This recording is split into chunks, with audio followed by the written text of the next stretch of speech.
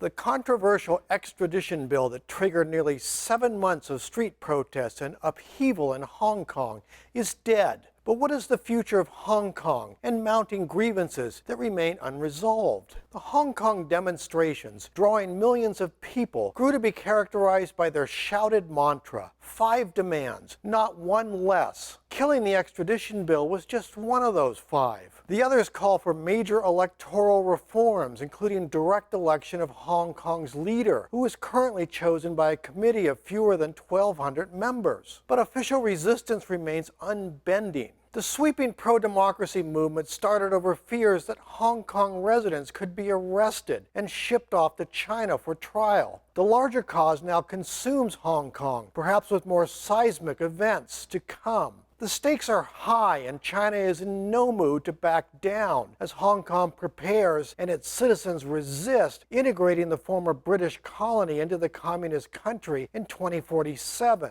This fight is over preserving a promise of one country, 2 systems. It's over state control versus citizen governance. 22 years ago, Britain agreed to return this city of 7 million residents to China, following 156 years of colonial rule. The agreement came with promises that Hong Kong could function with semi-autonomous rule, including guarantees of free speech and unfettered capitalist markets. That free speech remains defiantly on display, as protesters also demand an inquiry into alleged police misconduct, a promise of amnesty for those arrested, and an end to characterizations of the demonstrations as riots. And there seems to be an unofficial 6th demand on their list, the removal of Hong Kong's chief executive, Carrie Lam.